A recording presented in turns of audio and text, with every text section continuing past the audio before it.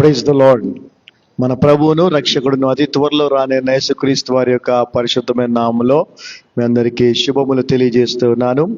I greet you all in the matchless name of Jesus Christ of Nazareth. ఆప్ సబ్కో యీశు మసీహ్ के नाम पे शुभकामनाएं. మరి యొక్క పునరుద్ధాన దినము మనందరము దేవుని సన్నిధిలో సజీవులుగా ఉన్నామంటే అది కేవలం ఆయన కృప. మరి గడిచిన వారములో ఎంతోమంది ఈ లోకంలో లేకుండా దేవుని సన్నిధికి చేర్చబడి ఉన్నారు. వారిలో మరి లాస్ట్ వీక్ కూడా మనం జ్ఞాపకం చేసుకున్నాం. గుడిపాటి ఎలిజబెత్ గారు, జకర్యా అయ్య గారి యొక్క సతీమణి గారు. మరి వారి జీవితం మమ్మల్ని ఎంతగానో ప్రేరేపించింది. వారి జీవితం మమ్మల్ని ఎంతగానో మాకు స్ఫూర్తిగా నిలిచింది. కేవలం మనం వాక్యాన్ని చదివేవారిగా, లేదంటే విశ్వాసుల సాక్ష్యమును, విశ్వాసుల మాదిరి జీవితాలని తెలుసుకునే వారిగా ఉంటే ఉపయోగం లేదు. వాటి నుంచి మనం నేర్చుకుని అనుసరించాల్సిన అవసరం ఎంతైనా ఉన్నది. వాక్య భాగంలోనికి వెళదాం. సామెతల గ్రంథము 14వ అధ్యాయము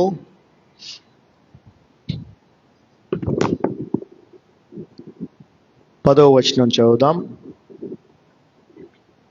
Proverbs 14th chapter 10th verse. The heart knoweth his own bitterness. The heart knoweth his own bitterness. ఎవని దుఃఖము వాని హృదయమునకే తెలియును. సో ఈ యొక్క వాక్య భాగాన్ని ధ్యానిద్దాం ఈరోజు. ఎందుకంటే మరలా చెప్తాను, బైబిల్లో రాయబడింది ఏదైతే ఉందో అదే సత్యము. దీనికి మించింది వేరే లేదు.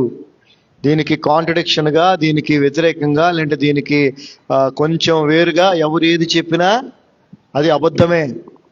ఇందులో ఉన్నదే సత్యము. దేవుడు ఏమంటున్నాడంటే, the heart knoweth his own bitterness. ఎవని దుఃఖము వాని హృదయమునకే తెలియను. ఎంత చక్కటి మాట కదండి, ఎంత ఆదరణ కలిగించే మాట కదా. ఇప్పుడు నాకు లోపల ఆకలిస్తుందా లేకపోతే కడుపు నిండి ఉందా మీకు తెలుస్తుందా? తెలీదు. నేను బాధలో ఉన్నానా లేకపోతే సంతోషంతో ఉన్నానా మీకు తెలుస్తుందా? తెలీదు. మనం ఏ పరిస్థితిలో ఉన్నాం, మన హృదయంలో ఏమి జరుగుతూ ఉంది, ఎటువంటి పరిస్థితి గుండా మనం వెళ్తా ఉన్నాం, ఎటువంటి భయము గుండా మనం వెళ్తున్నాం, ఎటువంటి టెన్షన్లో ఉన్నాం, ఎటువంటి సిచ్యువేషన్లో ఉన్నాం, ఎటువంటి బాధలో, ఎటువంటి ఒత్తిడిలో మనం ఉన్నాం అనే విషయం మనకి తప్ప ఇంకెవరికి తెలియదు. ఎవరు తెలుసుకోలేరు కూడా. అయితే కొన్ని సందర్భాల్లో కొన్ని ఇతరులకు మనం గనక తెలియజేస్తే, ఇతరులకు గనక మనం చెప్తే వాళ్ళు అర్థం చేసుకునే అవకాశం ఉంది. అవి ఎలాంటివంటే, ఉదాహరణకి ఆకలి. నాకు ఆకలిగా ఉంది అని ఎవరితో అన్నా చెప్తే వాళ్ళు అర్థం చేసుకోగలుగుతారు. ఎందుకంటే ఆకలి అనేది వాళ్ళకి కూడా ఎప్పుడో ఒక టైంలో కలిగి ఉంటుంది కాబట్టి కదా. అంతేగాని కొన్ని పరిస్థితులు అయితే ఎవరికి మనం ఈవెన్ చెప్పుకోలేం కూడా. చూసేవాడికి అది తెలియదు. చూసేవాడు బాహ్యంగా మనల్ని చూస్తూ ఉంటాడు కాబట్టి ఇతనికేమి, ఏమికేమి అని అనుకుంటా ఉంటాడు.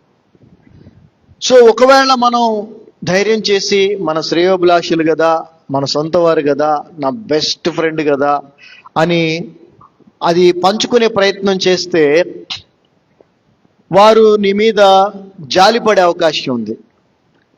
కొంతమందికి ఇతరులు వాళ్ళ మీద జాలి పడటం ఇష్టం ఉండదు కదా. హల్లెలూయా. నాకు కూడా. అవునా? ఇష్టపడతారా మీరు మీ మీద జాలి పడటం మనుషులు? నో. కాబట్టి చెప్పరు. ఒకవేళ కొంతమందికి మంచి స్నేహితులు కానీ, మంచి బంధువులు, వెల్ విషర్స్ ఉంటే కనుక అటువంటి వారితో షేర్ చేసుకున్నప్పుడు వారు కొన్ని ఆదరణ మాటలు చెప్పి మీకు కొంత ఊరట, కొంత మీకు నెమ్మది కలిగించే ప్రయత్నము చేయొచ్చు. ఇంకొంతమంది ఉంటారు,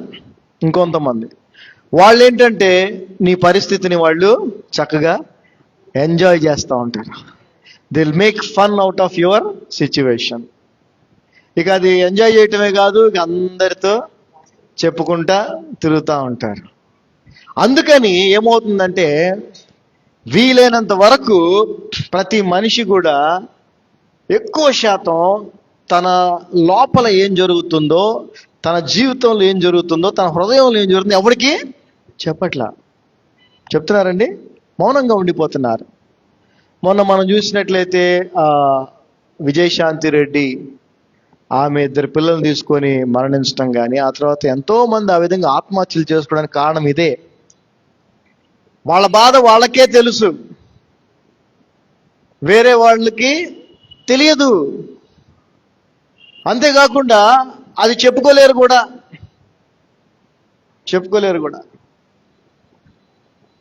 సో మన దేవుడు, మన ప్రభువు, మన రక్షకుడు ఎంత గొప్పవాడో ఈరోజు మనం తెలుసుకోబోతా ఉన్నాం. హల్లెలూయా.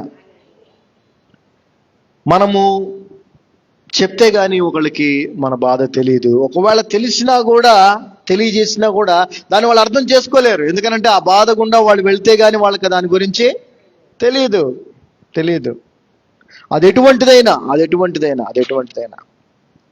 మరి ఇలాంటి పరిస్థితుల్లో నీకు ఒక బాధ కలిగింది, ఒక సమస్య ఉంది నీ కుటుంబంలో, నీ యొక్క జీవితంలో, నువ్వేం చేయాలి? మరి ఎవరికి చెప్పుకోలేవు, కానీ ఆ సమస్యకు పరిష్కారం కావాలి. ఏం చేయాలి? నువ్వు ఏం చేయాలి చెప్పండి? ఏం చేయాలి అప్పుడు? మనం అదే తెలుసుకుందాం ఈ రోజున. ఓకే, ఎందుకనంటే మనం ఆ పని చేయగలిగినట్లయితే we have to take a step to create a solution. ఆ సమస్య నుంచి బయటికి రావడానికి, ఆ పరిస్థితి నుంచి బయటికి రావడానికి మనం ఒక అడుగు వేయాలి ముందుకి. You have to make a step. ఒక అడుగు వేయాలి, టేక్ ఎ స్టెప్. నువ్వు అక్కడే ఉండిపోతే, ఆలోచిస్తూ ఉండిపోతే, బాధపడుతూ ఉండిపోతే నీకు సొల్యూషన్ దొరకదు. ఒక అడుగు నువ్వు వేయాలి. ఆ అడుగు ఎటు అనేది మనం చూద్దాం. ఓకే, నహూము గ్రంథాన్ని ఒకసారి చూద్దాం. నేను ఇంతకుముందు చెప్పిన ఇంట్రొడక్టరీ వర్డ్స్ జాగ్రత్తగా గుర్తుపెట్టుకోండి. ఏంటి? మనకు ఒక సమస్య ఉంటే, ఒక పరిస్థితి మన హృదయంలో ఏముందో ఆ బాధ మనకి మాత్రమే తెలుసు, ఎవరికి తెలియదు. ఒకవేళ చెప్పినా అర్థం చేసుకోలేనటువంటి పరిస్థితులు మనకు ఉండుండొచ్చు. ఒకవేళ మనం చెప్పుకోలేని పరిస్థితులు కూడా ఉండుండొచ్చు. అయితే ఇటువంటి సమయంలో మనం ఏం చేయాలి? నహూము గ్రంథము, the book of Nahum, 1st chapter 7th verse. Nahum గ్రంథము 1వ అధ్యాయము 7వ వచనాన్ని చదివితే, the Lord is good, a stronghold in the day of trouble. చూసారా? యెహోవా ఉత్తముడు. మన దేవుడు యెహోవా, మన యేసుక్రీస్తు ప్రభువు ఉత్తముడు, మంచివాడు. గుడ్. శ్రమ దినమందు ఆయన ఆశ్రయ దుర్గము. చూడండి, మన ప్రభువు యొక్క గొప్పతనం, మన రక్షకుని యొక్క గొప్పతనం ఏంటంటే ఆయన మంచివాడు. ఆయన తప్ప మంచివాళ్ళు ఎవరూ లేరు ఈ లోకములో. ఉన్నారండి ఎవరన్నా మంచివాడని చూపించగలవా? ఏమో మంచిది అని చెప్పగలవా? నీతిమంతుడు, న్యాయస్థుడు, మంచివాడు ఒక్కడు కూడా లేడు. ఆయన మంచివాడు. అది నీకు తెలిస్తే నువ్వు తెలుసుకోవాల్సిన ఇంకొక విషయం ఏంటంటే, ఆయనలో అనేకమైన ప్రత్యేకతలు ఉన్నాయి. ఆయన సృష్టికర్త, సర్వశక్తిమంతుడు, ఆయనకి అసాధ్యమైనది ఏదీ లేదు. ఈ లోకము, సృష్టి అంతా ఆయనదే. అయితే ఆయన గుణాలు, ప్రేమ, కరుణ, జాలి, దయ, క్షమాగుణం, ఆయన గుణాలన్నీ కూడా మనకు తెలుసు.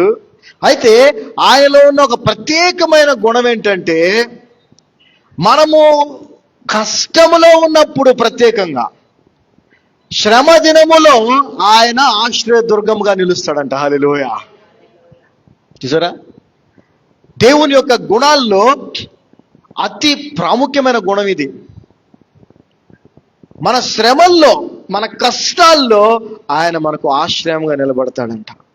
మనకు కొన్నిసార్లు అనిపిస్తూ ఉంటుంది, మన పరిస్థితులు ఎవరికి చెప్పుకోలేం కూడా, అప్పుడు ఏమనిపిస్తుంది తెలుసా?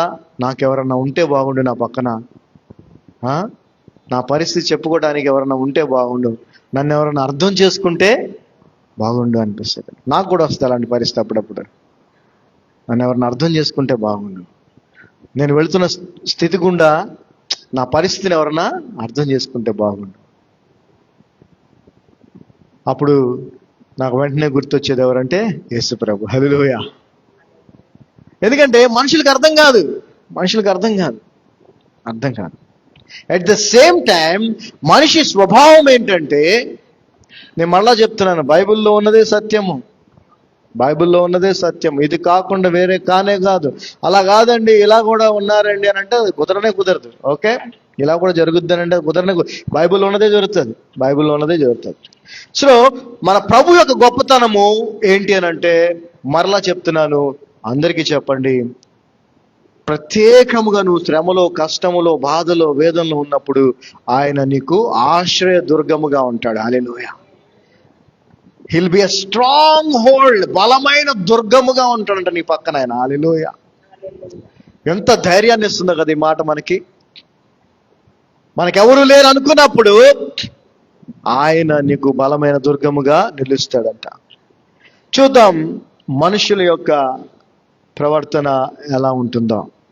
ప్రోవర్బ్స్, సామెతల గ్రంథము, ఇది దేవుని గుణం. ఇది ఏంటండి? ఇది దేవుని గుణం, దేవుని లక్షణం.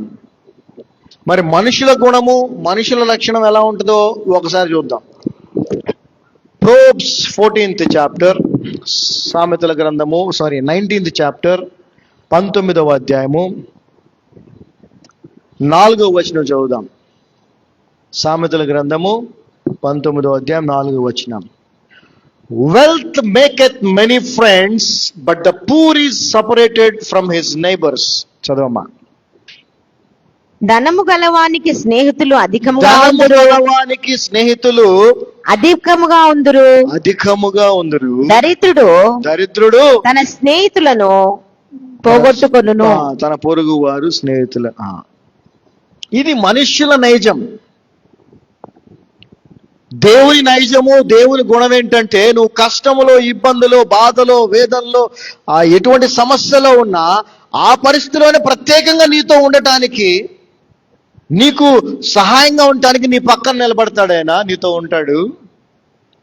మనుషులైతే నువ్వు కష్టములో ఉంటే, బాధలో ఉంటే నీకేమవుతారు? వాళ్ళు ఏమవుతారు? దూరం అయిపోతారు. ఎవరు రారు నీ దగ్గరికి. అంతకుముందు పలకరించిన వాళ్ళు పలకరించరు. అంతకుముందు నిన్ను గౌరవించిన వారు గౌరవించరు.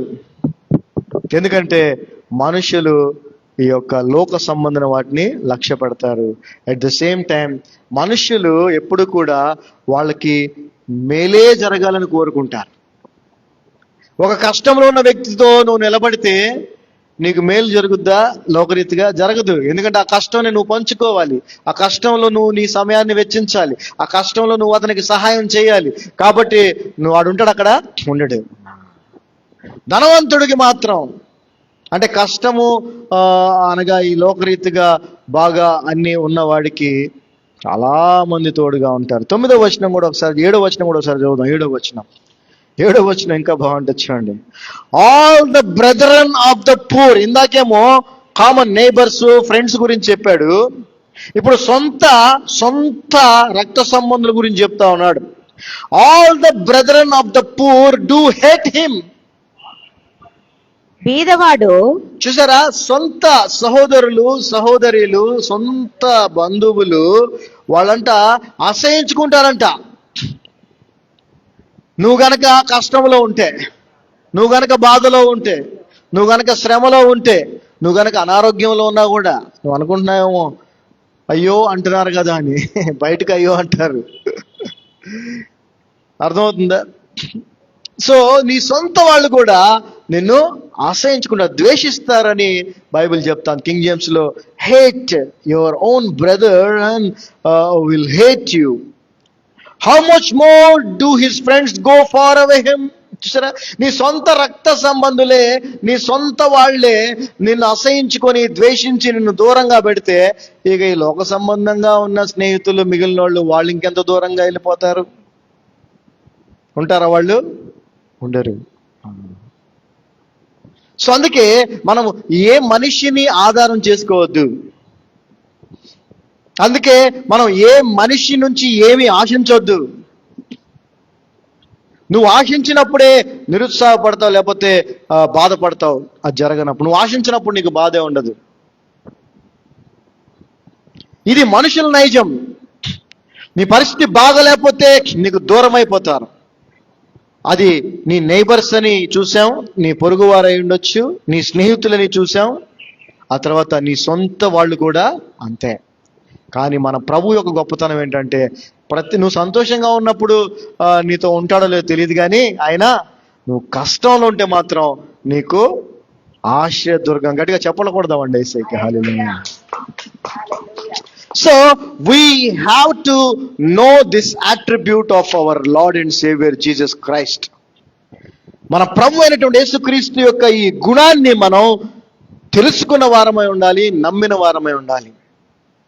We have to take a step to come forward. మనం ముందుకి రాగలగాలి, మనము ఆయన సన్నిధికి రావాలి. నీకేదన్నా భయంకరమైన కష్టం వస్తే, ఒక ఇబ్బంది వస్తే పోలీస్ స్టేషన్కి వెళ్తావా? వెళ్ళవా? వెళ్తావు కదా. వెళ్ళి అక్కడికి వెళ్ళి ఏం చేస్తావు? నీ సమస్యను అక్కడ చెప్తావు. చెప్పమ్మా అంటాడు రైటర్ కదండి. ఏం చెప్పమ్మా అని చెప్పి రాసుకుంటా ఉంటాడు, చెప్తాను. ఎందుకంటే నువ్వు చెప్తే కానీ ఆయనకి తెలియదు. నీకు అనారోగ్య సమస్య వచ్చింది, డాక్టర్ దగ్గరికి వెళ్తావు సహాయం కోసం, తప్పులేదు, వెళ్తావు. డాక్టర్ దగ్గరికి వెళ్తే ఏం చేయాలి? నువ్వు చెప్పాలి. చెప్పాలి. నీ గురించే కాదు, డాక్టర్ అయితే హిస్టరీ కొడతా. మీ అమ్మ నాన్నకి ఎవరికైనా ఉందా షుగర్, బీపీ? మీ తాతకు ఉందా? అన్నీ చెప్పాలి అక్కడ. లేకపోతే ఆడి తెలియదు, వాడు నీకు ట్రీట్మెంట్ ఇవ్వలేడు. ఒక ఫ్యామిలీ కౌన్సిలర్ దగ్గరికి వెళ్ళినా నీ కుటుంబ సమస్య ఏంటో చెప్పాలి వాళ్ళకి, చెప్తే గానీ. ఒక సైకాలజిస్ట్ దగ్గరికి వెళ్ళినా కూడా నీ సమస్య నువ్వు చెప్పాలి, లేకపోతే నీ పక్కన వాళ్ళన్నా చెప్పాలి. కానీ మన ప్రభు యొక్క మరొక గొప్పతనం ఉంది అదే వచనంలో. ఒకసారి మళ్ళీ చదువుతాం. నహూము గ్రంథము 1వ అధ్యాయము 7వ వచనం మనం చదివితే, ఆయన ప్రత్యేకముగా శ్రమలో, కష్టములో, బాధలో, ఇబ్బందిలో ఉన్న వారికి ఆశ్రయదుర్గంగా నిలిచేటువంటి మంచివాడు మాత్రమే కాదు, ఆయనలో ఉన్న గొప్పతనం ఏంటంటే, the Lord is good and a stronghold in the day of trouble and he knoweth them that trust in him. యెహోవా ఉత్తముడు, శ్రమతునమందు ఆయన ఆశ్రయదుర్గము, తన యందు నమ్మిక ఉంచు వారిని ఆయన ఎరుగును. Hallelujah. He knows your situation. ఆయనకి నీ పరిస్థితి, నువ్వు పోలీస్ స్టేషన్కి వెళ్ళి నీ పరిస్థితి చెప్పాలి, కానీ ప్రభు దగ్గరికి వస్తే నీ పరిస్థితి నువ్వు చెప్పాల్సిన అవసరం లేదు, ఆయనకి తెలుసు. ఒక డాక్టర్ దగ్గరికి వెళ్తే నీ అనారోగ్య సమస్య గురించి నువ్వు చెప్పాలి, కానీ యేసు ప్రభు దగ్గరికి వస్తే నువ్వు చెప్పాల్సిన అవసరం లేదు, ఆయనకి తెలుసు. ఒక ఫైనాన్షియర్ దగ్గరికి వెళ్తే, ఒక ఫ్యామిలీ కౌన్సిలర్ దగ్గరికి వెళ్తే నీ పరిస్థితులు వాళ్ళకి చెప్పాలి, కానీ యేసు ప్రభు దగ్గరికి వస్తే నువ్వు ఆయనకి చెప్పాల్సిన అవసరం లేదు, ఆయన నీ గురించి సమస్తం ఆయనకి తెలుసు. He nose. ఆయనకు తెలుసు. చెప్పండి, ఆయనకు తెలుసు నా పరిస్థితి అని. ఒకసారి మీకోసం, మన కోసం మనం గట్టిగా చప్పట్లు కొట్టుకోవాలి. హల్లెలూయా. ఎందుకనంటే మనం ఆయన సన్నిధికి వచ్చాం. హల్లెలూయా. ఆయన నమ్మాం, ఆయన విశ్వసించాం. కాబట్టి మన హృదయంలో ఏం జరుగుతుందో, మనకి హృదయంలో ఏం జరుగుతుంది, ఎటువంటి పరిస్థితి గుండా మనం వెళ్తున్నాము, ఎవరికి చెప్పలేని పరిస్థితులు, ఎవరితోనూ షేర్ చేసుకోలేని పరిస్థితులు కొన్ని మనకు ఉండొచ్చు. రోజున ప్రభు అంటున్నాడు, నీ గురించి, నీ హృదయం గురించి, నువ్వు ఏ పరిస్థితి గుండా వెళ్తున్నావు నీ గురించి నాకు తెలుసు. ఏ మనుషుడు తెలుసుకోలేడు హృదయంలో ఏం జరుగుతుందో, నీ ఆలోచనలో ఏముందో, నీ బాధ ఏంటో, నీ దుఃఖం ఏంటో. బయటికి మంచిగానే కనిపిస్తూ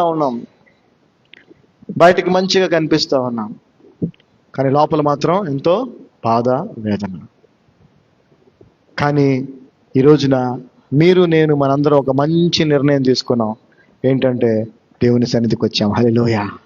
ఆయన నమ్మి ఆయన సన్నిధికి వచ్చాం కాబట్టి ఖచ్చితంగా మన స్థితిగతులన్నీ కూడా ఆయనకి తెలుసు. ఎవరు తెలుసుకోలేరు. మొదటి సమూయేలు గ్రంథము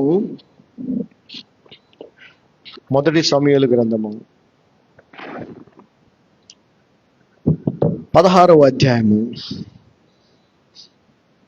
7వ వచనం మనం చూసినట్లయితే, 1 Samuel 16th chapter 7th verse. But the Lord said unto Samuel, look not on his countenance or on the height of his stature, because I have refused him. ఆ తర్వాత ఇది జాగ్రత్తగా వినండి.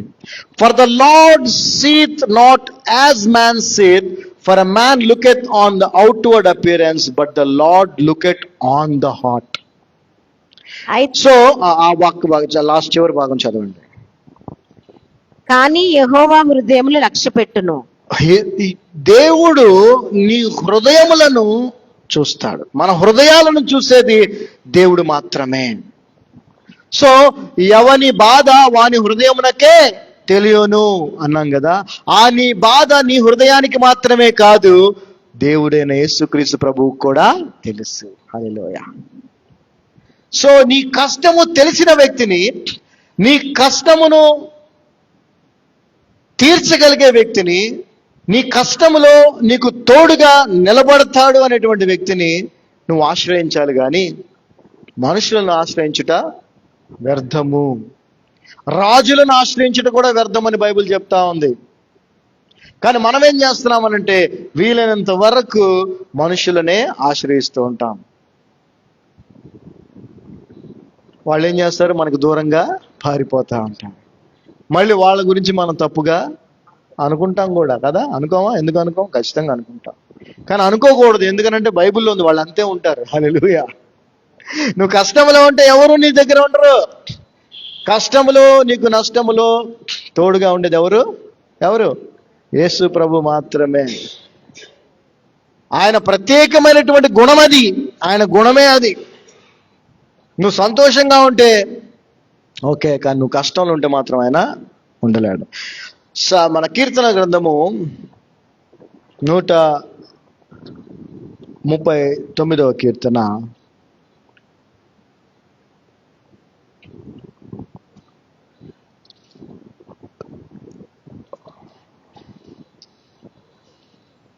139వ కీర్తన, Psalm 139 first and second verses, 1-2 వచనాలు. O Lord, thou hast searched me and known me. Thou knowest my down sitting and my uprising. Thou understandest my thought afar off. చదవమ్మా. యెహోవా, నీవు నన్ను పరిశోధించి తెలుసుకొని ఉన్నావు. దేవుడు నిన్ను మామూలుగా తెలుసుకోలా, నిన్ను నన్ను మామూలుగా తెలుసుకున్నవాడు కాదు ఆయన.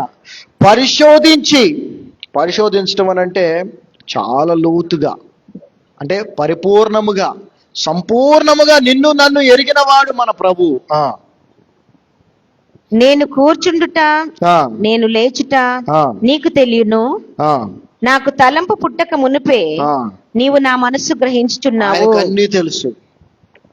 నువ్వు కూర్చునేది తెలుసు, నువ్వు లేచేది తెలుసు, నువ్వు చేసే ప్రతి పని తెలుసు. నువ్వు ఒంటరిగా పడే బాధ ఆయనకి తెలుసు. నీకు వచ్చే ఆలోచన కూడా ఆయనకి తెలుసు. అయ్యో, నన్ను ఎవరిని అర్థం చేసుకుంటే బాగుండు, అయ్యో నాకెవరన్నా తోడుగా ఉంటే బాగుండు, ఎందుకు నాకు ఈ పరిస్థితి. నీ ప్రతి స్థితి ఆయనకి తెలుసు. హల్లెలూయా. ఆయన నమ్మదగిన వాడు, మంచివాడు. ఇర్మియా గ్రంథము 17వ అధ్యాయము, ఇర్మియా గ్రంథము 17వ అధ్యాయము, the book of Jeremiah 17th verse and 10th verse, 17th chapter 10th verse. ఇర్మియా గ్రంథం 17వ అధ్యాయం 10వ వచనం. Because thou hast forgotten the God of thy salvation. Oh, sorry, I'm reading Isaiah. Sorry, Jeremiah. Yes. చదవండి, పర్లేదు చదవండి. I the Lord search the heart. I try the reins. I the Lord search the heart. దేవుడు అంటున్నాడు, నేను హృదయములను పరిశోధిస్తాను, హృదయములను పరిశీలిస్తాను, పరిశోధిస్తాను అంటున్నాడు. I try the reins, I try the reins, even to give every man according to his ways and according to the fruit of his doings. చదవమ్మ తెలుగులో. ఒకని ప్రవర్తనను బట్టి వాని క్రియా ఫలము చొప్పున ప్రతీకారము చేయుటకు యెహోవాను నేను హృదయమును పరిశోధించువాడను అంతరింద్రియములను పరీక్షించువాడను. హృదయములను పరిశోధిస్తాడంట, అంతరింద్రియములను పరీక్షించువాడను. సో ఎప్పుడు కూడా నువ్వు అనుకోవద్దు నీ స్థితి ఎవరికి తెలీదు. చాలా మంది అంటారు, పాస్టర్ గారు నా పరిస్థితి ఎవరికి అర్థం కాదండి, ఎవరికి తెలియదండి. కానీ ఈరోజు దేవుడు మాట్లాడుతున్నాడు, ఆయనకి తెలుసు. He knows what you are going through. నీ భయం ఏంటో ఆయనకు తెలుసు, నీ టెన్షన్ ఏంటో ఆయనకు తెలుసు. నువ్వు చెప్పుకోలేకపోవచ్చు అందరికీ, నీ సొంత వాళ్ళకి చెప్పుకోలేకపోవచ్చు. నువ్వు లోపల ఒకవేళ బాధపడుతున్నావేమో, భయపడుతున్నావేమో, ఇబ్బందిగా ఫీల్ అవుతున్నావేమో.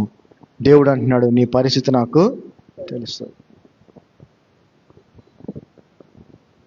అయితే నీ పరిస్థితి తెలిసి మనుషుల వల్లే దూరం అయ్యే వ్యక్తి కాదు ఆయన. హల్లెలూయా. నీ పరిస్థితి తెలిసి నీకు దగ్గరయ్యే వ్యక్తి ఆయన. నీ పరిస్థితి తెలిసి నీకు సహాయం చేయకుండా ఉండే వ్యక్తి కాదు ఆయన. నీ పరిస్థితి తెలిసి నీ పరిస్థితికి ఏ సహాయము చేయాలో అది చేసే దేవుడు ఆయన. హల్లెలూయా. మనం అడిగామండి, యేసయ్యా నువ్వు ఈ లోకానికి రా, వచ్చి మా పాపాలు తప్పులు శిక్షకి నువ్వు బదులుగా సిలువలో మరణించని మనం అడిగామా? అడగలేదు కదా. పోనీ తండ్రిని అడిగామా? అడగలేదు. మనం అడగక మునుపే తన తండ్రి తన ప్రియమైన కుమారుణ్ణి మన కొరకు బలిగా అర్పించినప్పుడు మనం అడిగినవి ఆయన చెయ్యడా, ఇవ్వకుండా అని పౌలు గారు రాస్తున్నారు. హల్లెలూయా. మనం అడగక ముందే, మన కష్టము తెలియక ముందు, మనకి చెప్పక ముందే, మనం అన్యులుగా ఉన్నప్పుడే, ఆయనకు విరోధులుగా, శత్రువులుగా, ఆయనకి వ్యతిరేకంగా, ఇష్టారాజ్యంగా, పాపములో మనం జీవిస్తున్నప్పుడే ఆయన మనల్ని ప్రేమించి తన కుమారుణ్ణి మన కొరకు పంపించాడు. ఈరోజు నువ్వు ఆయన ప్రేమను తెలుసుకొని, ఆయన శిలువ త్యాగాన్ని తెలుసుకొని, ఆయన నీ సొంత రక్షకుడిగా అంగీకరించి, ఆయన కుమార్తెగా కుమారుడిగా ఈ లోకంలో జీవిస్తున్నటువంటి ఈ పరిస్థితుల్లో ఇప్పుడు నీకు బాధ కలిగినప్పుడు ఆయన నీకు సహాయం చేయకుండా ఉంటాడా? ఆయన నిన్ను నిలబెట్టకుండా ఉంటాడా? పడిపోయిన స్థితిలోనే ఉంచుతాడా? నిలబెడతాడు. హల్లెలూయా. నీకు కావాల్సిన సహాయం ఆయన చేస్తాడు. ఎందుకంటే ఆయన ప్రత్యేకత ఏంటంటే శ్రమ దినమున ఆయన ఆశ్రయ దుర్గము. కష్టంలో ఉన్నప్పుడు ఆయన నీ కొరకు నిలబడతాడు. He will stand by your side. He will uplift you from any kind of situation.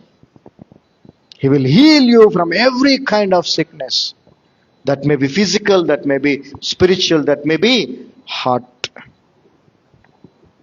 Let's come back to Nahum గ్రంథం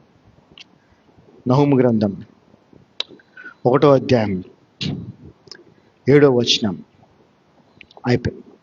The Lord is good, a stronghold in the day of trouble, and he knoweth them that trust in him. చెప్పండి, నా గురించి నా యేసయ్యకి తెలుసు అని చెప్పండి. నా గురించి నా యేసయ్యకి తెలుసు. నా మనసుకు మాత్రమే కాదు, నా యేసయ్యకి కూడా తెలుసు. నేను ఆయన నమ్ముతున్నాను. ఆమేన్. ఆయన విడిచిపెడతాడా? విడిచిపెట్టాడు. 8వ వచనం చదువుదాం. The book of Nahum, 1st chapter 8th verse. Nahum గ్రంథం 1వ అధ్యాయం 8వ వచనం.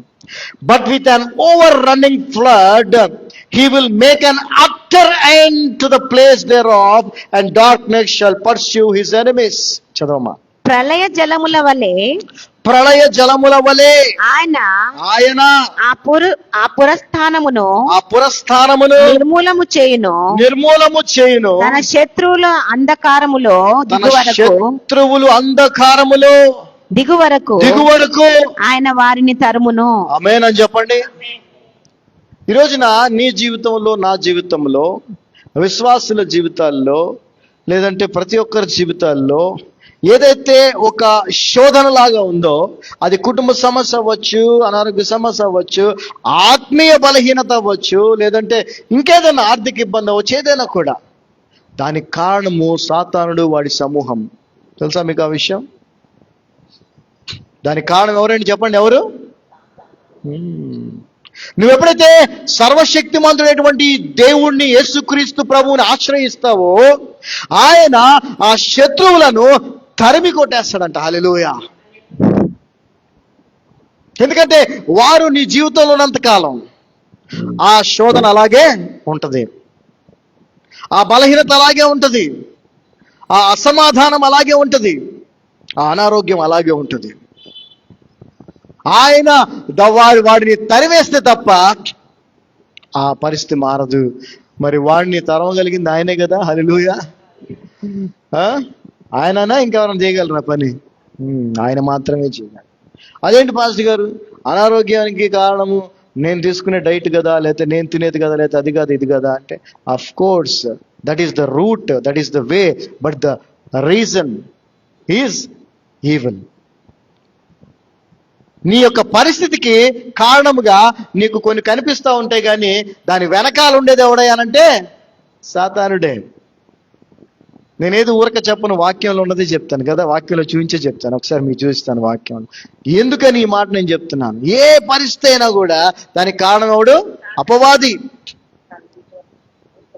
సో నువ్వు ఆయన ఆశ్రయించినప్పుడు ఆ పరిస్థితి నీకు దూరం అవ్వాలి, ఆ పరిస్థితి బాగుపడాలంటే ఆయన ఏం చేస్తా అంటున్నాడు? అక్కడ ఏం చేస్తా అంటున్నాడు? ఆ అపవాదిని, ఆ శత్రువులు అంట ఏం చేస్తాడంట? తరిమి వేస్తాడంట. హల్లెలూయా. యేసుప్రభు ఆ పని చేశారు. అపోస్తల కార్యములు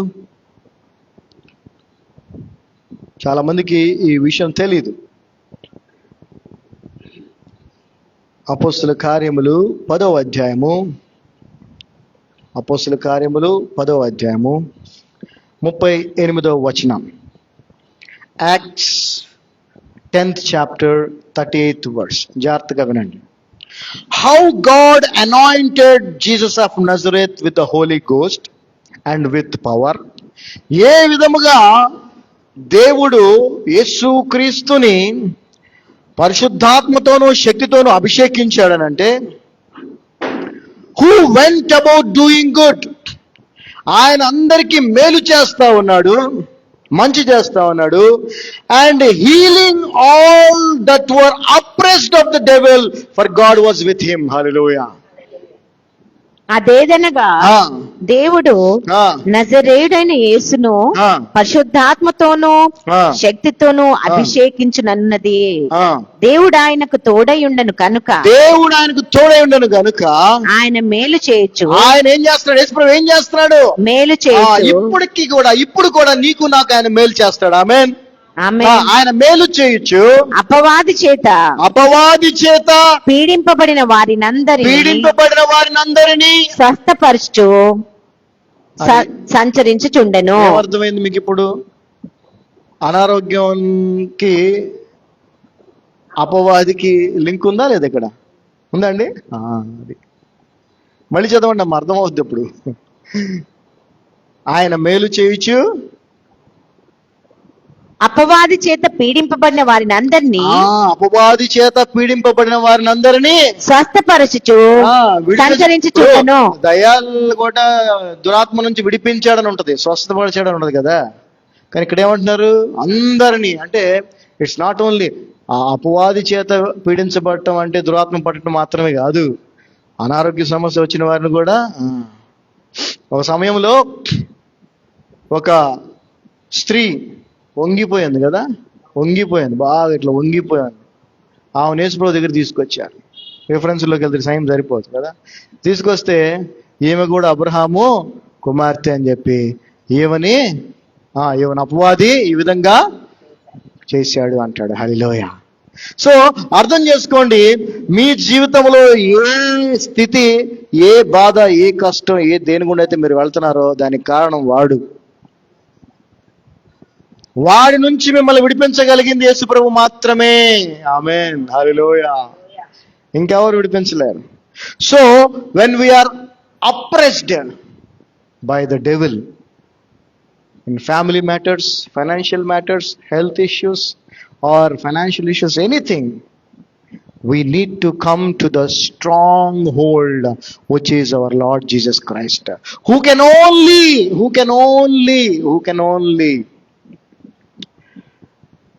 just command those evil to get out. కేవలము యేసుక్రీస్తు ప్రభువు మాత్రమే నీ పరిస్థితికి కారణమైన అపవాదిని తరిమి కొట్టగలడు. ఆమేన్. అది ఎటువంటి సమస్య అయినా కూడా, దానికి కారణం ఎవడు? అపవాది. He is oppressed, those who are oppressed.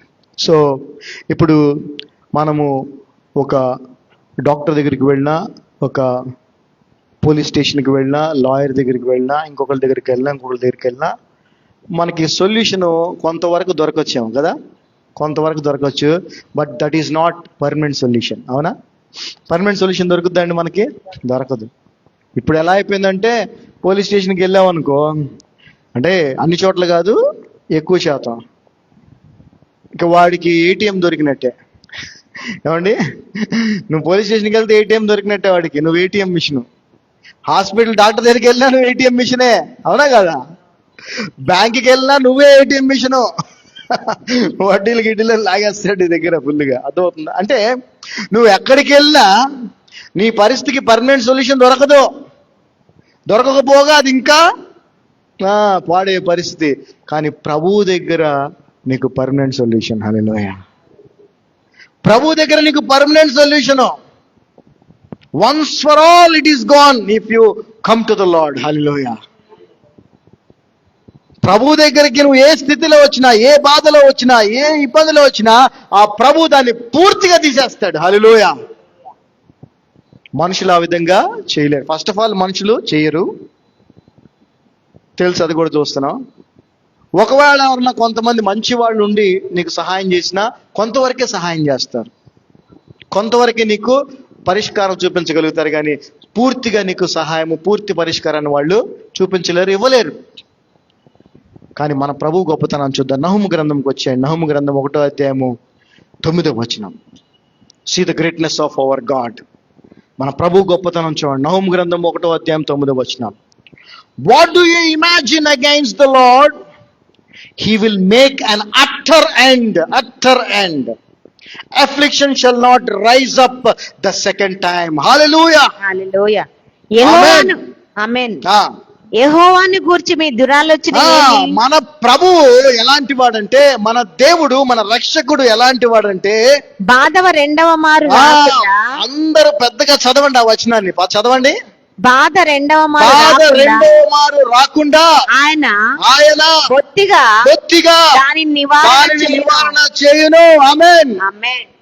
This is the greatness of our God. మనుషుల దగ్గర నీకు టెంపరరీ రిలీఫ్ దొరుకుద్దేమో, టెంపరరీ సొల్యూషన్ దొరుకుద్దేమో.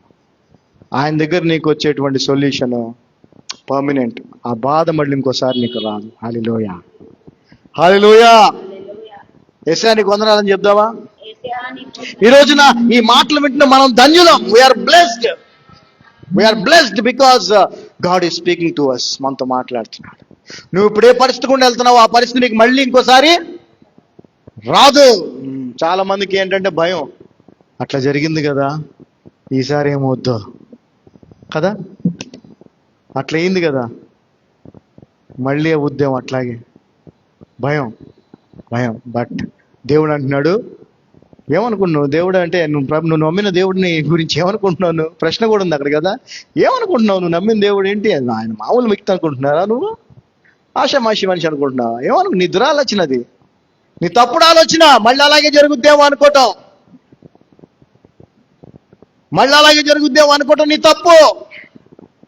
నీ తప్పుడు ఆలోచన, దురాలోచనది.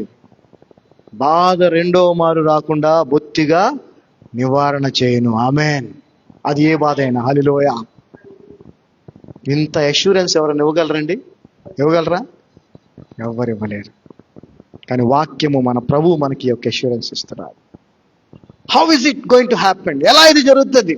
ఇది జరిగిందా అంటే జరిగింది. హల్లెలూయా. నువ్వు ఏ కష్టంలో ఉన్నావు, ఏ బాధలో ఉన్నావు, ఆ బాధలో నువ్వు ప్రభువుని నమ్మి ఆయన సన్నిధికి వచ్చినప్పుడు, అందుకే నేను అందరికీ చెప్తూ ఉంటాను, come to the Lord, come to the Lord, come to the, Bible చెప్తాను, come boldly unto the throne of his grace. ఆయన కృపాసనము దగ్గరికి ఎటువంటి ఏమంటారు ఆందోళన భయాలు ఏమి లేకుండా ధైర్యముగా రండి అని వాక్యం చెప్తా ఉంది. ఆయన సన్నిధికి రావడం ఎంత ఆశీర్వాదకరమో అందరికీ తెలియట్లా. ఆయన సంఘానికి, ఆయన శరీరంలో భాగంగా ఉండటం మామూలు విషయం కాదండి. It's not ordinary thing to be in his body, as his body. That's why I always urge people to come come come.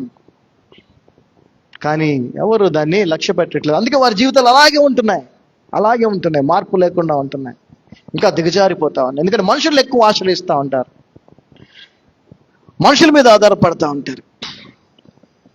నీ గురించి ఏమీ తెలియని వాడి దగ్గరికి వెళ్తా ఉంటావు. నీ గురించి అన్నీ నాకు తెలుసు అని దేవుడు అంటుంటే ఆయన దగ్గరికి రావట్లే. నీకు నీ బాధని మళ్ళీ ఇంకోసారి రాకుండా పూర్తిగా నివారణ చేస్తానంటే కూడా నువ్వు ఆయన దగ్గరికి రావట్లేదు అంటే అది నీ యొక్క అజ్ఞానం, నీ అజ్ఞానం. God is able, our Lord is able. మన ప్రభు సమర్థుడు.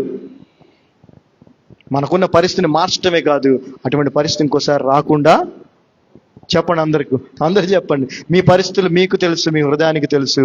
అంత మాత్రమే కాదు, ప్రభువుకు కూడా తెలుసు. చెప్పండి, నాకున్న ఈ నా పరిస్థితి, ఈ నా బాధ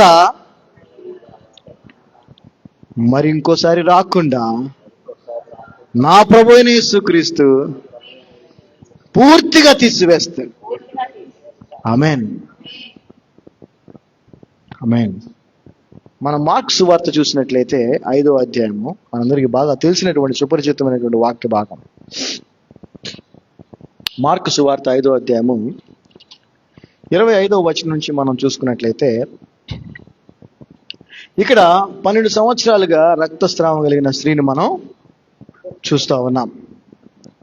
ఆమె యేసు ప్రభుని గురించి వినింది. ఆమె మనసులో అనుకుంది, నేను ఆయన వస్త్రపు చెంగు మాత్రం ముట్టుకుంటే చాలు, నేను బాగుపడతానా అని.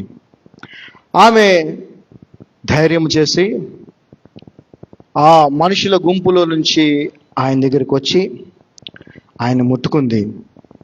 ఆయన ముట్టుకోగానే ఏం జరిగిందో మనం చూద్దాం. ఓకే, 29వ వచనం, mark gospel 5th chapter 29th verse. Mark సువార్త 5వ అధ్యాయం 29వ వచనం.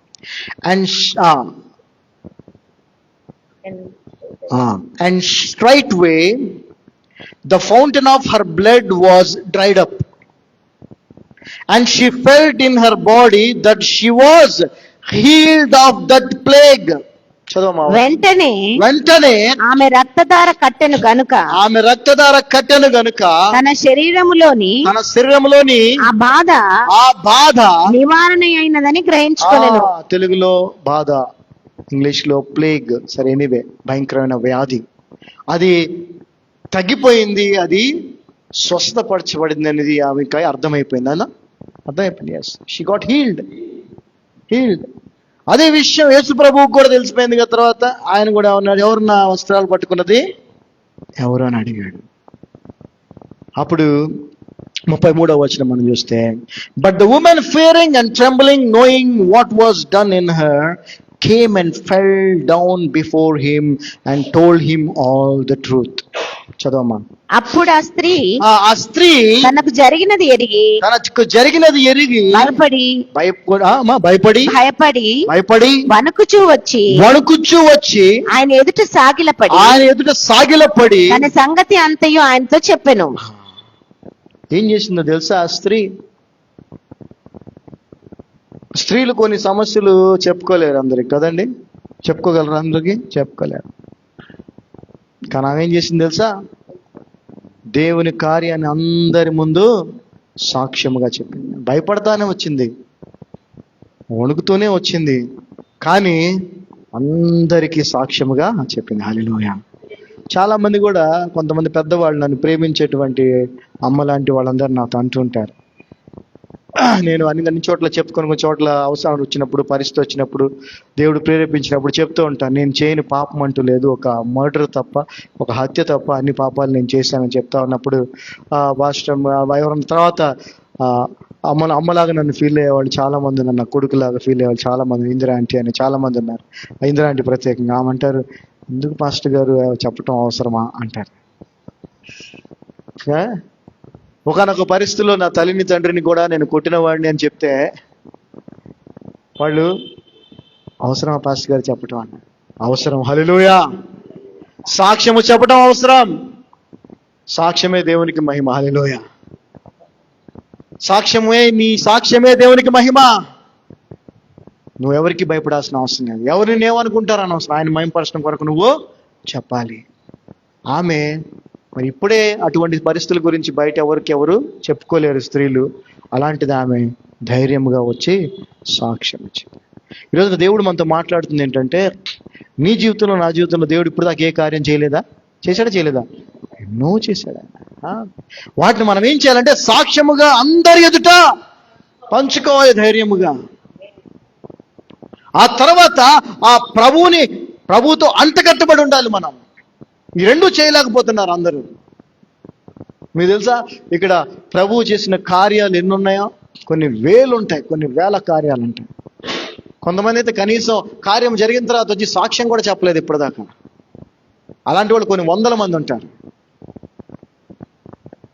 సరే, సాక్ష్యం చెప్తారు, ఆ తర్వాత ఏమవుతారండి? వెళ్ళిపోతారు. ప్రభువుకు అంటుకట్టబడి ఉండట్లేదు. ఉండకపోవటం వల్ల ఏం జరుగుద్ది తెలుసా? ఏం జరుగుద్ది? బాధ మళ్ళీ ఈసారి ఇంకా పెద్దదిగా వస్తుంది. హల్లెలూయా. అదే జరుగుతూ ఉంది అందరి జీవితాల్లో. అయితే ఎప్పుడైతే నీవు ఆయన చేసిన కార్యాన్ని అందరి ఎదుట సాక్ష్యముగా చెప్తావో, ఆయనకు అంటుకట్టుబడి ఉంటావో, ఆయనకి నీ జీవితాన్ని సమర్పించుకొని ఆయనకు లోబడతావో, నువ్వు ఆ బాధ రెండవ మారు రాకుండా స్వస్థ పొందుకుంటావు. హల్లెలూయా. ఆ బాధ రెండవ మారు రాకుండా దేవుడు చేస్తాడు. ఎలాగో చూద్దాం. చూడండి, ఆ వచ్చి అది చెప్పిన తర్వాత యేసు ప్రభువు వారు ఏమంటున్నారు చూద్దాం. 34వ వచనం. And he said unto her, daughter, thy faith hath made thee whole, go in peace and be whole of thy plague. చదవమ్మా. అందుకు ఆయన, కుమారి, నీ విశ్వాసము నిన్ను స్వస్థపరచెను,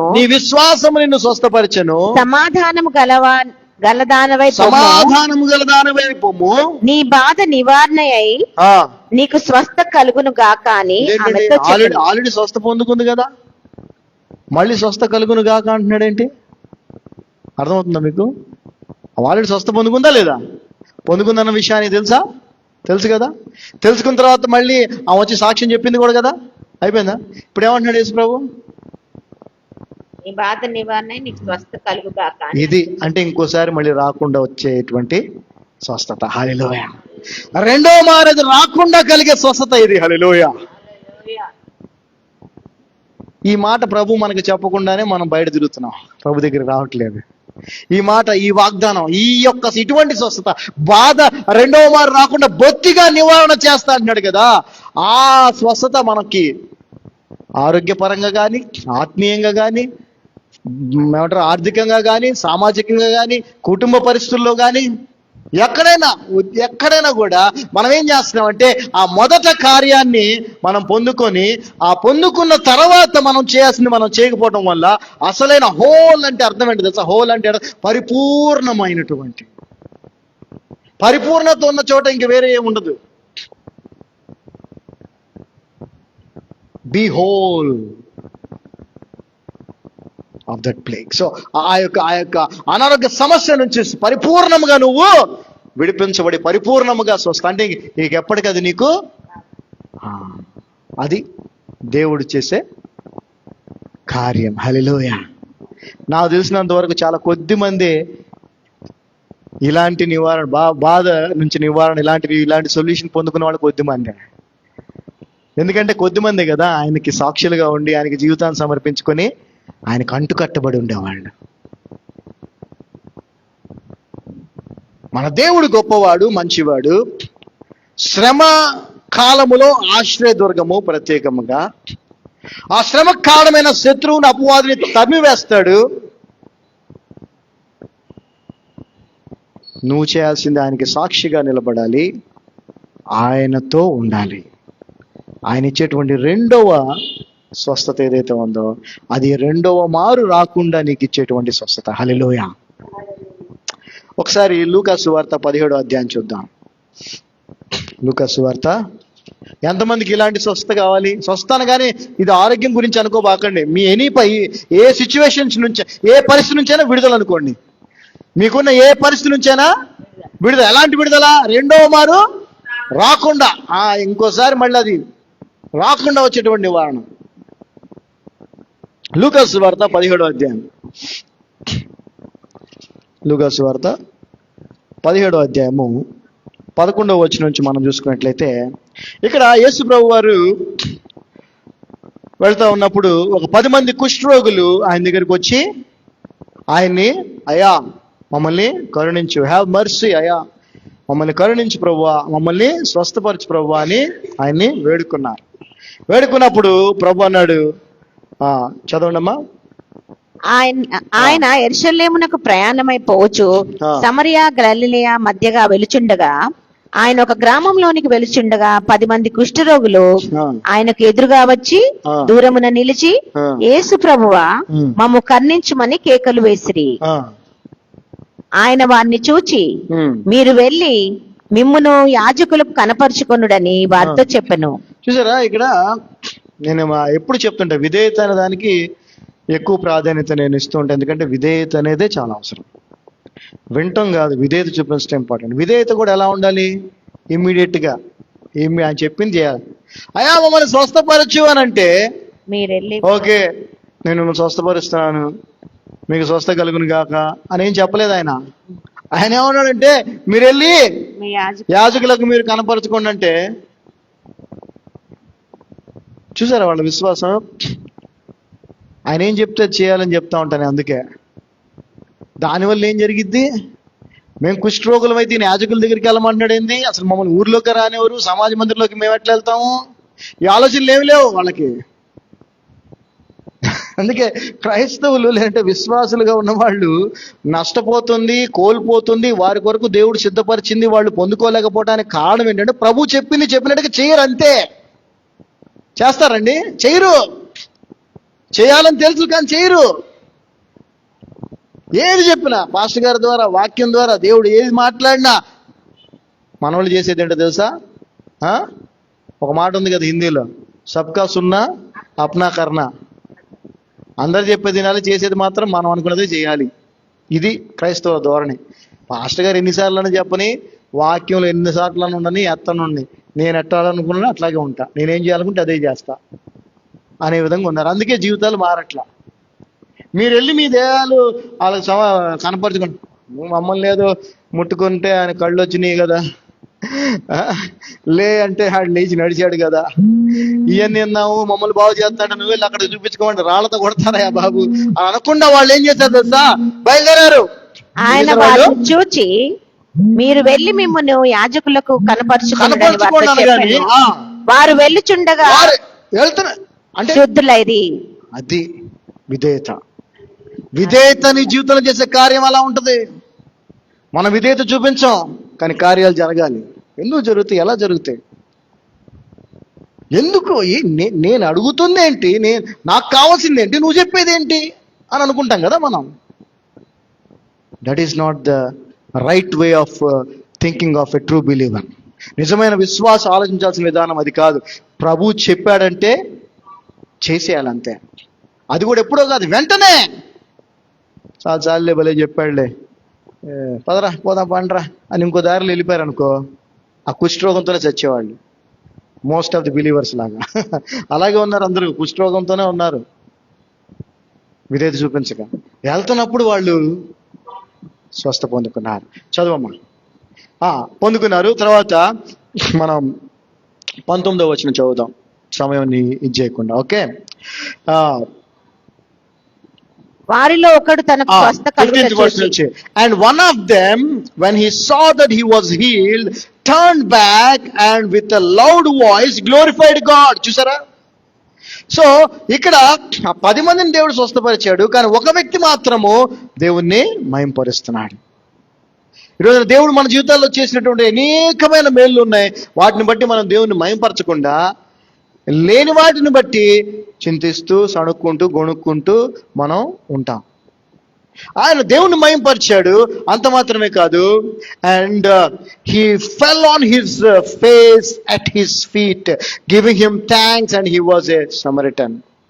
యేసు ప్రభు పాదాల మీద పడిపోయి తన తలని ఆయన పాదాల దగ్గర పెట్టేసేసి అతను ప్రభువుని స్తుతిస్తున్నాడు, మహింపరుస్తున్నాడు. అంటే తన జీవితాన్ని ఏం చేసినట్టు? అతను ప్రభుకి సమర్పించి పాదాల దగ్గర పడిపోవటం అంటే దాసోహం అని అర్థం. సమర్పించుకున్నాడు. చూడండి అప్పుడు యేసు ప్రభు వారు ఏమన్నారు? 17వ వచనం. And Jesus answering and said, were there not 10 cleansed? But where are the 9? 10 మంది స్వస్థ పొందుకున్నారు కదా, మిగిలిన 9 మంది ఎక్కడ అని అతన్ని అడిగాడు. And he said unto him, okay, 18th verse, there are not found that return to give glory to God save this stranger. వాళ్ళెవరు కూడా రాలేదు, చూసారా, ప్రభువుని మహింపరచడానికి, ఆయన కృతజ్ఞత తెలియజేయడానికి వాళ్ళు రాలేదు. మీరు గుర్తుపెట్టుకోండి, చాలాసార్లు మీకు అనిపిస్తుంటుంది, మరి ఇంత చేశాను నేను, ఇంత సహాయం చేశాను ఆమెకి, ఆయనకి, వాళ్ళకి, వాళ్ళు చూడు కనీసం మన జ్ఞాపకం కూడా పెట్టుకోవట్లేదు అని అనుకుంటా ఉంటాం కొన్నిసార్లు కదా. ప్రభుకే జరిగింది, మనం ఎంత అండి? ప్రభు చేసిన కార్యాల కంటే, ఆయన చేసిన మేలు కంటే మనం గొప్ప చేసాం, ఏం చేయాల? మనుషుల నైజం అది, నైజం. కానీ ఎవరైతే కృతజ్ఞతా భావం కలిగి ఉంటారో, ఎవరైతే ఆయనకు తన జీవితాన్ని, ఆయన చేసిన కార్యాన్ని బట్టి సమర్పించుకుంటారో, వారి జీవితాల్లో ఏం జరుగుతుందో చూడండి. ఇక్కడ యేసు ప్రభు వారు ఇంకో మాట అంటున్నాడు. And he said unto him, arise. మా పాదాల మీద పడిపాడు కదా, లెమ్మన్నాడు, లే. గో దై వే, thy faith hath made thee whole. నీవు లేచి పొమ్ము, నువ్వు లేచి పొమ్ము, నీ విశ్వాసం నిన్ను స్వస్థపరచునని వారితో చెప్పెను. సో హోల్ అనే పదాన్ని మళ్ళీ మనం ఇక్కడ చూస్తున్నాం. అంటే నీకు పరిపూర్ణమైన స్వస్థతను నువ్వు పొందుకున్నావు అనే విషయాన్ని దేవుడు ఇక్కడ చెప్తా ఉన్నాడు. అగైన్ ఆల్రెడీ స్వస్థ పొందుకున్నాడు కదా. ఎస్. సో యేసు ప్రభు మాత్రమే బాధ రెండవ మారు రాకుండా బొత్తిగా నివారణ చేయువాడు. అయితే దానికి మనం చేయాల్సింది ఆయన్ని మహింపరచాలి. దేవుడు చేసిన కార్యాలను బట్టి ఆయనకి సాక్షులుగా ఉండాలి. ఆయన పాదాలకు మన జీవితాన్ని సమర్పించాలి. ఆయన శరీర భాగముగా మనము ఉండాలి, ఆయనకు అంటుకట్టబడి ఉండాలి. అప్పుడు పరిపూర్ణమైనటువంటి ఆ యొక్క నివారణ మనకు దొరుకుతుంది. ఆమేన్, హల్లెలూయా. యేసు ప్రభువుకి ఆయనను నమ్మిన వారిని కష్టాల్లోనో ఇబ్బందుల్లోనో అలాగే విడిచిపెట్టడం కుదరదండి. ఆయన చేయలేడు ఆ పని. ఆయన ఆశ్రయించని వారిని కూడా, ఆయనను నమ్మని వారిని కూడా ఆయన కాపాడుతూ రక్షిస్తూ వస్తున్నాడు ఈ రోజున. అవునా కదా? హల్లెలూయా. ఆయన కనికరము గల దేవుడు, ఆయన జాలి గల దేవుడు. అయితే నాకు అనిపిస్తుంది కొన్ని సందర్భాల్లో he so merciful towards non believers than believers.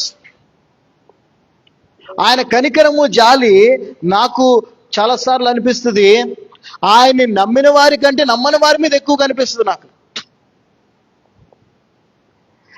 ఎందుకనంటే నమ్మిన వాళ్ళు ఆయన ఏం చేయమంటున్నాడో తెలిసి కూడా అలాగా చేయట్లేదు కాబట్టి, నమ్మని వాళ్ళకి తెలియదు కాబట్టి, తెలియక వాళ్ళు అలా చేస్తున్నారు కాబట్టి వాళ్ళ మీద ఎక్కువ కనికరం, వాళ్ళ మీద ఎక్కువ జాలి ఉంటుంది ఆయనకి.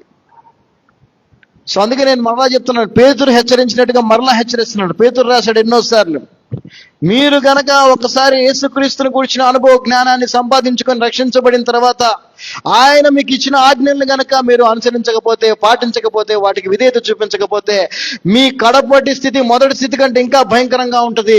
ఆ విషయానికి వస్తే అసలు మీరు యేసు ప్రభువుని తెలుసుకోకుండా ఉండటమే మంచిది అంటాడు ఆయన.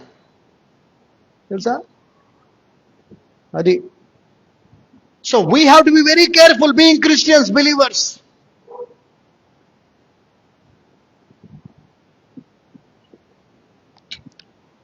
ఇప్పుడు ఒక తల్లిదండ్రులు ఉంటే ఎవరికైనా ఏదైనా జరిగితే, ఇప్పుడు విజయశాంతి రెడ్డి వాళ్ళ పిల్లలతో చనిపోతే జాలి పడ్డామా లేదా? బాధపడ్డామా లేదా? అదే సొంత పిల్లలకి జరిగితే అసలు ఊహించలేం కదా అసలు అది. ఇప్పుడు మనం ఎవరమంటే ఆయన సొంత పిల్లలమేగా. సో తప్పులు చేస్తూ పాపాలు చేస్తూ ఆయన చెప్పినట్టుగా వినకుండా ఇష్టం వచ్చినట్టుగా జీవిస్తుంది ఎవరు ఇప్పుడు? ఆయన పిల్లలమైన మనం. ఎంత బాధ ఉంటుంది. ఉండదా? ఉండదా? ఎవరో బయట కుర్రోడో లేదా బయట అబ్బాయో డ్రగ్ అడిక్ట్ అయిపోయో లేకపోతే ఇంకా చెడు అలవాట్లు తిరుగుతాను అనుకో, బాధ అనిపిస్తుంది. నీ ఫ్రెండ్ కొడుకైనా కూడా కదా, నీ కొడుకే అయితే. దయచేసి ఆయన బాధ పెట్టకండి. ఆయన చెప్పినట్టుగా వినండి, ఆయన చెప్పింది చెయ్యండి. అది కష్టంగా అనిపించవచ్చు, కానీ దానివల్ల ఎన్నో మేలులు మీ జీవితాల్లో జరుగుతాయి. హల్లెలూయా. ఒకవేళ ఈ లోకంలో జరగకపోవచ్చేమో, ఆ లోకంలో అయితే, రాబోయే పరలోకంలో అయితే ఖచ్చితంగా అనేకమైన మేలులు, అనేకమైన ఆశీర్వాదాలు మన కొరకు అక్కడ ఉన్నాయి. హల్లెలూయా. చూడండి ప్రభు యొక్క ప్రేమ కనికరం ఎంత గొప్పదో. లూకా సువార్త 7వ అధ్యాయము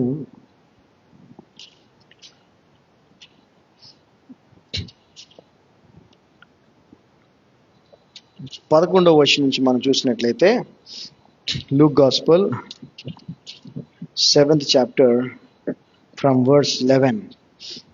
And it came to pass the day after that he went into a city called Nain, and many of his disciples went with him, and much people.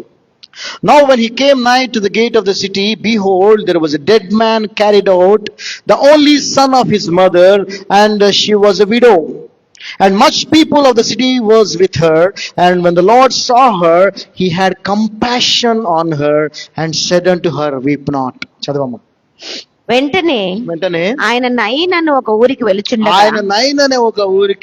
వెలుచుండగా ఆయన శిష్యులను బహుజన సమూహమును ఆయనతో కూడా వెళ్తున్నారు. యేసు ప్రభుతో పాటు ఎంతో మంది వెళ్తారు, ఆయన కూడా వెళ్తున్నాడు.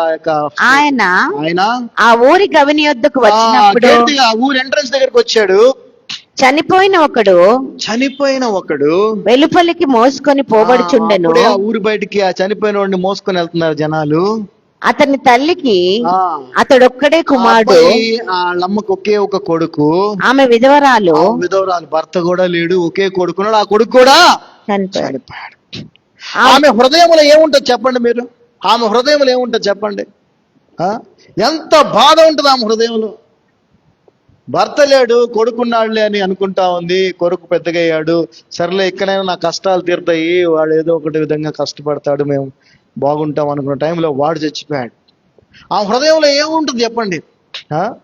ఏంటి నాకు ఈ పరిస్థితి, ఏంటి నాకు ఈ బాధ, ఈ నా బాధను తీర్చేవాళ్ళు ఎవరు లేరా? ఆమెకు అనిపించదా? మనం ఎన్నోసార్లు మనం చూస్తూ ఉంటాం, ఏమని, యాక్సిడెంట్స్లోనో వాటిలో వీటిలో చనిపోయినప్పుడు, లేదంటే అనుకోకుండా పరిస్థితుల్లో యవనస్తులు పిల్లలు చనిపోయినప్పుడు వాళ్ళ తల్లిదండ్రులు ఏడుస్తూ ఉంటారు కదా. ఏడుస్తా అరే లేరా, అరే అమ్మ పిలుస్తుందిరా లేరా, ఈ టైప్లో నాన్న ఏడుస్తున్నప్పుడు అరే ఏడుస్తారు కదా. అంటే వాళ్ళ ఆశ ఏంటి చెప్పండి?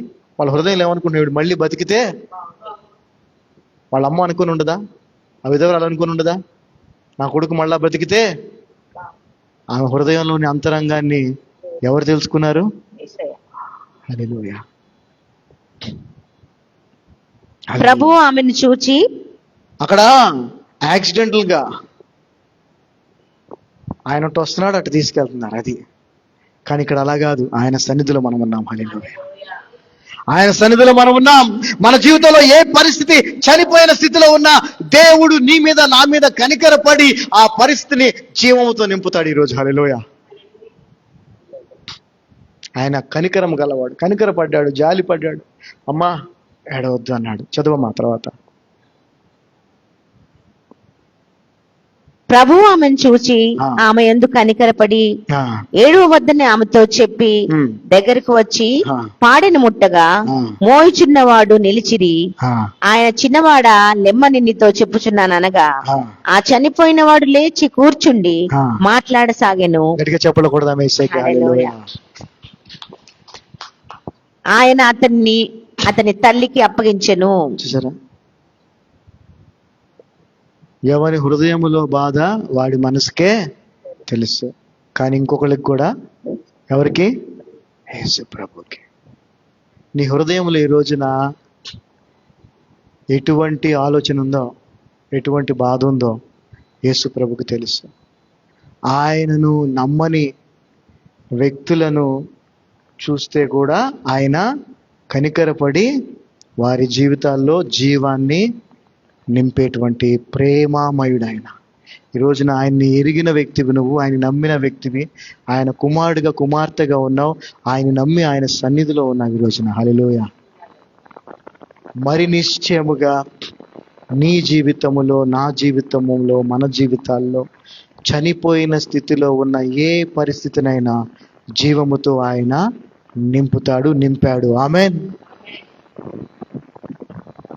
అందుకే నేను ఎప్పుడు చెప్తాను, when we come to the presence of the Lord, we will not go as we came.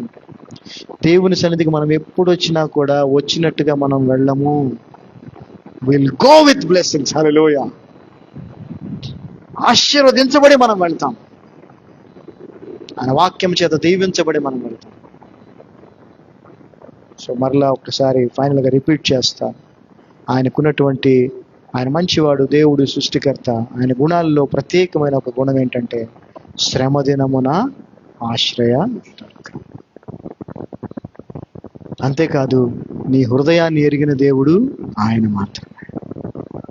అంతేకాదు, ఆ బాధ నుంచి నిన్ను విడిపించగలిగింది ఆయన మాత్రమే. ఆ అపవాదిని తరిమి కొట్టగలిగింది ఆయన మాత్రమే. ఆ పని చేసిన తర్వాత నీకు బాధ్యత ఉంది. నువ్వు చేయాల్సింది ఏంటంటే, నువ్వు ఆయనకి సాక్షిగా ఉండాలి. ఆయనకు నీ జీవితాన్ని సమర్పించుకొని ఆయనకు విధేయత చూపించాలి. అలా జీవిస్తున్నప్పుడు ఖచ్చితంగా ఆ బాధ రెండో మారు రాకుండా దాన్ని బొత్తిగా నివారణ చేస్తాడు.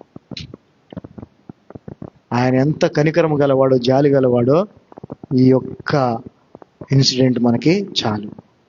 ఆమె వచ్చి అడగలేదు, ఆమె వచ్చి అడగలా, ఈయన కనికరపడ్డాడు. హల్లెలూయా. ఇంత కనికరం కలిగినటువంటి తండ్రిని, ప్రభువుని కలిగి ఉన్న మనము ఆయనకి విధేయత చూపించకుండా ఇంకా అదే బాధలో, అదే వేదనలో, అదే స్థితుల్లో కంటిన్యూ అవుతున్నామంటే అది ఎంత దౌర్భాగ్యమో ఒకసారి ఆలోచించి, దయచేసి ఈ రోజు నుంచి అయినా, ఈ క్షణము తర్వాత అయినా ప్రభువుకి సంపూర్ణమైన విధేయత చూపించండి. విధేయతలోనే విజయం ఉంది. విధేయతలోనే విజయం ఉంది. విశ్వాసము, విధేయతలోనే విజయం ఉంది. ఈ రెండు లేకపోతే మనం విజయవంతమైన క్రైస్తవ జీవితాన్ని జీవించలేం.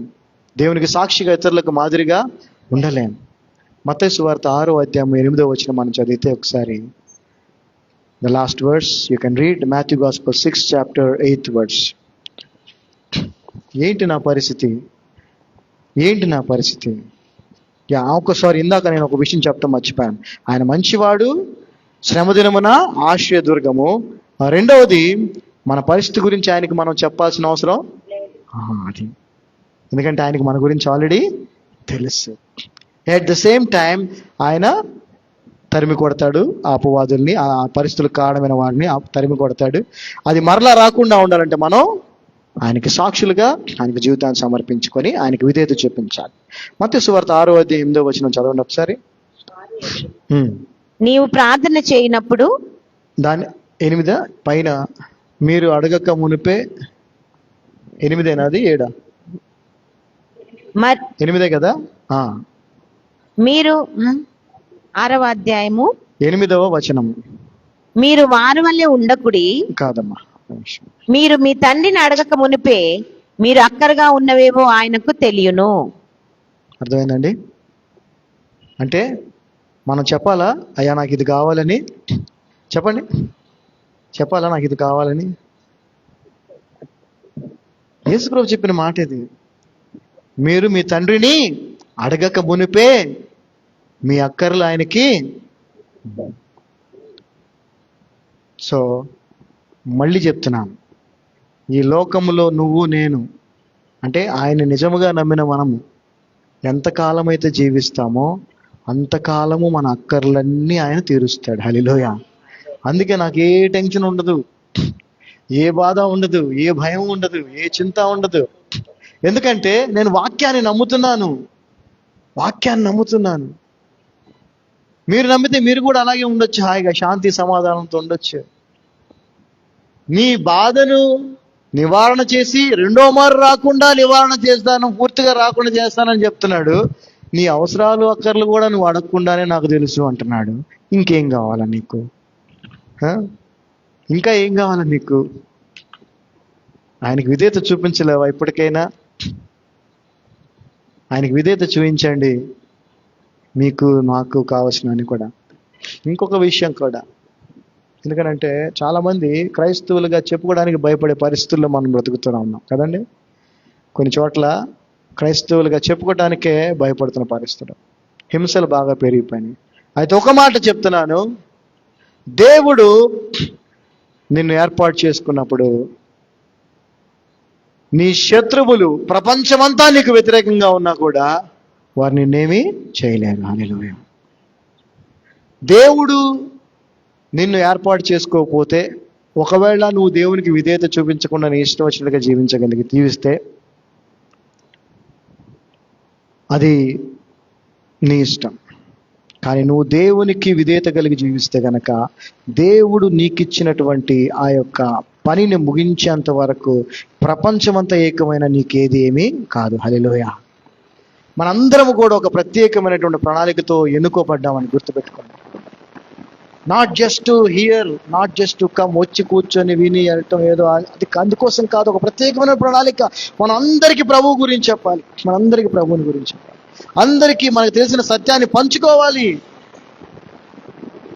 మంచి వాక్యాన్ని విన్నాను అనేటువంటి తృప్తితో మనం వెళ్తాం, కానీ వింటం మాత్రమే కాదు, ఇతరులకు కూడా మనం చెప్పాలి, తెలియజేయాలి. మన బాధ్యత, అందరి మీద ఉన్న బాధ్యత. అదేవిధంగా నువ్వు ఎంత సెక్యూరిటీలు పెట్టుకున్నా, నువ్వు ఎంత ప్రాపర్గా డైట్ మెడికేషన్స్ తీసుకున్నా ఒక్క క్షణం కూడా నీ జీవితం ఎక్కువ కాదు. సో మన జీవన్ మరణములు ఆయన స్వాధీనంలో ఉన్నాయి కాబట్టి అది ఎప్పుడో మనకు తెలియదు. కాబట్టి ఉన్న సమయాన్ని సద్వినియోగం చేసుకుంటూ మనకున్న పరిస్థితులనే కాదు, ఇతరులకు కూడా ఇది చెప్పాలి, ఈ వాక్యం చెప్పాలి, ఈ వాక్యం, ప్రతి వాక్యం చెప్పి యేసు ప్రభుని ఆశ్రయించండి. ఆయన మిమ్మల్ని బాగు చేస్తారు. మొదటిగా పాపస్థితి నుంచి పరిశుద్ధులుగా మారుస్తారు. ఆ తర్వాత హల్లెలూయా, దేవుడు మనకు ఆశ్రయదుర్గము. ప్రత్యేకముగా మనము శ్రమలలో, హల్లెలూయా, ఎవని బాధ వాని హృదయమునకే తెలియను.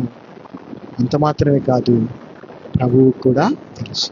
ఆయన ఆశ్రయించిన వారికి ఆయన ఆశ్రయదుర్గము, ఆయన వారిని ఎరుగును. మనం చెప్పాల్సిన అవసరము లేదు. బాధ రెండో మారు రాకుండా బొత్తిగా నివారణ చేయాలి. మనం అడగక మునిపే మన ప్రతి అక్కర అంటే ఏంటి తెలుసు కదండి. రోటీ కపడా వారు మకాన్ అంటాం కదా, అవన్నమాట. ఇవి లేకపోతే మనం బ్రతకలేమో, వాటిని అక్కర్లు అంటాం. బంగారం లేకుండా బతకలేము. పట్టు చీరలు లేకుండా, కార్లు బంగ్లాలు లేకుండా బతకచ్చు. ఆహారం లేకపోతే బతకలేము. ఈ చలికి ఎండకి కప్పుకోవడానికి వస్త్రాలు లేకపోతే ఊపిరి గాలి లేకపోతే బతకలేము. సో అవసరాలు ఏతున్నాయి ఆయన అడగకుండానే తీరుస్తాడు. ఆమేన్. మనం అడగాల్సింది ఎవరి కోసం చెప్పాలి? లాస్ట్ సండే మన కోసం ఏం మనం అడగాల్సింది. సో వాక్యం మనకేం తెలియజేస్తుందంటే, ప్రార్థన మనం మన కోసం చేసుకోవాల్సిన అవసరం పెద్దగా లేదనంటే మళ్ళీ విని ఎంతో మంది మళ్ళీ గొడవ చేసి, ఫాస్ట్గా అసలు ప్రార్థన చేసిన అవసరం లేదంటే మళ్ళీ గొడవ చేస్తారు, కొంతమంది కామెంట్స్ చేస్తారు. అందుకని చెప్పి అంతగా అవసరం లేదన్నా. అందుకే నేనైతే ప్రత్యేకంగా నా కొరకు ఎప్పుడు ఏమీ అడగను. ఎందుకు అడగాలండి? అన్నీ ఆయన తెలుసు కదా నాకేం కావాలో. ఇతరుల కొరకే అడుగుతూ ఉంటాను. హల్లెలూయా. మీరు కూడా అలాగే చేయండి, మీరు నా కొరకు అడగండి. అంతే కదా. లాస్ట్ వీక్ మనం అదే కదా తెలుసుకున్నాం. మీరు నా కొరకు ప్రార్థన చేయండి, నేను మీ కొరకు. మనందరం కలిసి అందరి కొరకు ప్రార్థన, అందరు లేచి నిలబడితే ప్రార్థన చేసుకుందాం.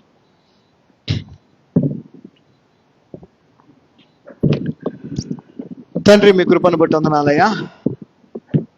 నీ యొక్క సన్నిధిలో పునరుద్ధాన దినమున నీ శరీర భాగాలుగా, సంఘముగా, సహవాసముగా కూడుకోవటానికి మీరు ఇచ్చిన కృపను బట్టి వందనాలు. మమ్మల్ని సజీవ లెక్కలో ఉంచావు, వాక్యం ద్వారా మాతో మాట్లాడావు. అవును ప్రభా, కష్టం వస్తే, బాధ వస్తే, ఇబ్బంది వస్తే స్నేహితులు, బంధువులు, రక్త స్తోబుట్టువులు అందరు కూడా దూరం అయిపోతారు. చాలా మమ్మల్ని తక్కువగా చూస్తారు, మమ్మల్ని దగ్గరికి కూడా రానివ్వరు, కొన్ని అకేషన్స్కి పిలవరు కూడా మమ్మల్ని. కానీ ప్రభువా, నువ్వు అంటున్నావు శ్రమ దినమున నేను ఆశ్రయదుర్గం అంటున్నావు. హల్లెలూయా యేసయ్యా, ఎంత మంచి దేవుడు అయ్యా.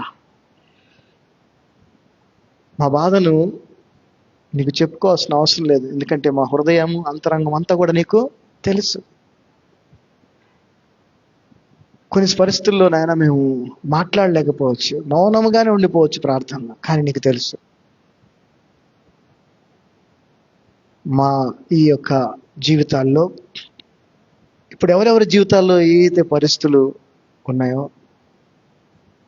ఎందుకు నాకు ఈ పరిస్థితి, ఎందుకు నాకు ఈ బాధ, ఎందుకు నాకు ఈ వేదన అనేటువంటి ఆలోచనలు ఎవరైతే ఉన్నారో అందరి ఆలోచనలు నీకు తెలుసు. అటువంటి చనిపోయిన స్థితిలో ఉన్నటువంటి మా పరిస్థితులను నువ్వు చూసి ఈ రోజున కనికర పడుతున్నావు, జాలి పడుతున్నావు. ఆ విధవాళ్ళ దగ్గరికి వెళ్ళి అమ్మా బాధపడద్దని చెప్పినట్టు ఈరోజు మాతో మాట్లాడావు. అదేవిధంగా కుమారుడిని నాయన తిరిగి బ్రతికించి అమ్మ అని ఆమె చేతికి అప్పగించావు. అదేవిధంగా ఈ రోజున ఇక్కడ కూడి ఉన్న మేమే కాదు, లైవ్లో చూస్తున్న వారు, చూడబోతున్నవారు, వినబోతున్నవారు, ఎంతమంది నిజమైన విశ్వాసులు నీ యొక్క మార్గంలో జీవిస్తూ ఉన్నారు, వారందరి జీవితాల్లో చనిపోయిన స్థితిలో ఉన్నటువంటి ఆ పరిస్థితులలో నువ్వు జీవాన్ని నింపు ప్రభువా. జీవాన్ని నింపి జీవింపజేసి ఆ జీవము కలిగిన పరిస్థితిని వారి చేతికి, వారి జీవితాలకు అప్పగించమని ఈ కార్యం నువ్వు చేశావని నమ్ముచు యేసునామమున ప్రార్థిస్తున్నాము తండ్రి. Amen, amen, amen. Praise the Lord, praise the Lord. God blessed us. We are all blessed అండి. హల్లెలూయా.